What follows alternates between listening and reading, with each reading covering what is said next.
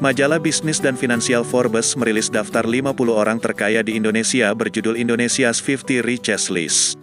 Ada 2 nama orang Batak yang masuk dalam daftar itu, yaitu Chairil Tanjung pada urutan kelima, dengan jumlah harta sebanyak 4,8 miliar dolar AS. Kemudian di urutan ke-25 ada Martua Sitorus dengan jumlah harta sebanyak 1,13 miliar dolar AS. Kedua nama ini tahun-tahun sesudahnya terus masuk daftar Forbes. Namun, banyak orang ragu apakah Chairil Tanjung dan Martua Sitorus benar-benar orang Batak. Chairil Tanjung si pemilik Trans TV ini memang lahir di Jakarta, namun orang tuanya berasal dari kota Sibolga, Sumut. Banyak orang Minangkabau menyatakan bahwa marga Tanjung yang disandang Chairil adalah marga Minangkabau. Sementara Martua Sitorus, banyak orang berpendapat dia adalah orang Tionghoa yang diberi marga, dalam hal ini marga Sitorus. Terlepas dari kontroversi di atas, berikut kami menampilkan orang Batak terkaya di dunia yang sering muncul dalam sorotan media.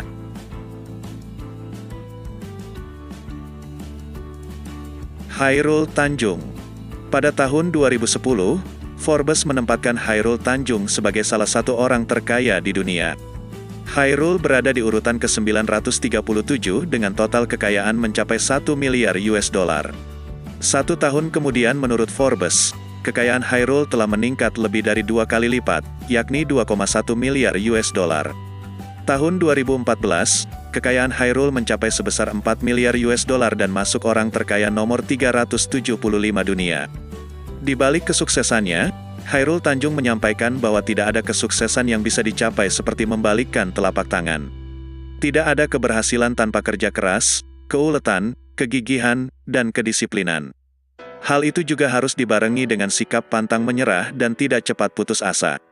Semua cita-cita dan ambisi hanya bisa direngkuh apabila kita mau terus belajar berbagai hal, dimanapun dan kepada siapapun.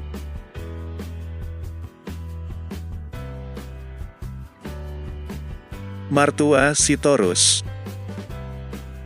Nama Martua Sitorus memang sangat jarang terdengar di dunia bisnis nasional. Orang Siantar ini selalu membuat bangga nama kampungnya karena mendapat gelar orang terkaya di dunia. Sebagaimana sudah disebutkan, nama Martua Sitorus masuk dalam daftar Forbes. Martua masuk dalam peringkat dengan urutan ke-522 dari 1.000 orang terkaya dengan total kekayaan mencapai 1,4 miliar US dollar. Namun, pada masa kecilnya, beliau bukanlah orang yang mendadak kaya melainkan harus berjuang dulu. Pada masa mudanya, Martua Sitorus berdagang udang dan juga pernah jualan koran.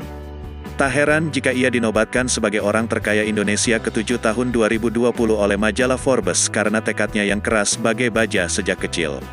Kini, berkat tekad yang dibarengi dengan usaha, dia sekarang dikenal sebagai Raja Minyak Sawit di tanah air. D.L. Sitorus. Sultan Raja Darianus Lungguk Sitorus atau D.L. Sitorus, punya penghasilan dari perkebunan kelapa sawit 600 miliar rupiah per tahun. Menurut Komisi Pemberantasan Korupsi, KPK, tahun 2010 sampai tahun 2012 penghasilan D.L. Sitorus dari PT Torganda miliknya mencapai 1,3 triliun rupiah. Di kalangan masyarakat, D.L. Sitorus lebih dikenal sebagai pengusaha kelapa sawit. PT Torganda adalah perusahaan yang dimiliki D.L. Sitorus. Moto hidup D.L. Sitorus adalah pohon pepaya, di mana pohon pepaya itu mulai dari akar, pohon, daunnya semua pahit, tetapi buahnya sangat manis. Coba kita perhatikan pohon pepaya itu, mulai dari akar, pohon, daun, dan juga bunganya pahit. Tetapi buahnya benar-benar manis. Itulah yang menjadi moto hidup saya, ujarnya.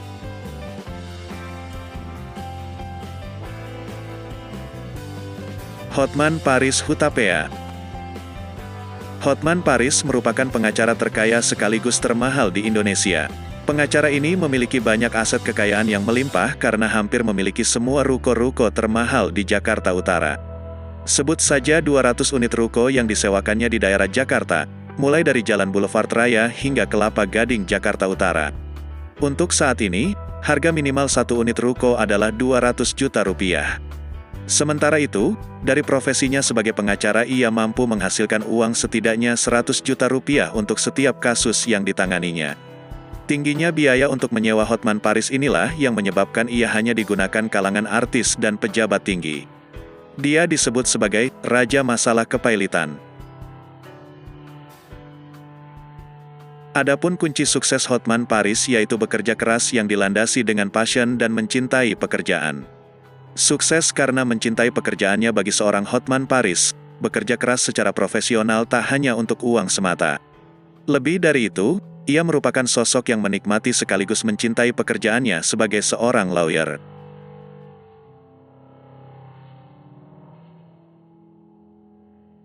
Murphy Hutagalung. Dia adalah pemilik PT Arion Paramita Holding Company. Mendengar nama Arion, pasti warga Jakarta langsung teringat dengan bus Arion yang dengan setia mengantarkan warga Jakarta ke beberapa tempat tujuan. Tapi tahukah Anda selain bergerak di bidang transportasi, kini Arion mengembangkan sayap perusahaannya di bidang perhotelan dengan jaringan Arion Swiss Bell Hotel, bisnis perbankan, keuangan, properti seperti Mall Arion dan beragam usaha travel. Keluarga menjadi motivasi bagi Murphy Hutagalung dalam meraih kesuksesannya. Ia sering ditemukan dalam lingkup terdekat, sebut saja keluarga dan teman-teman. Baginya, salah satu motivasi dalam kesuksesan adalah keluarga.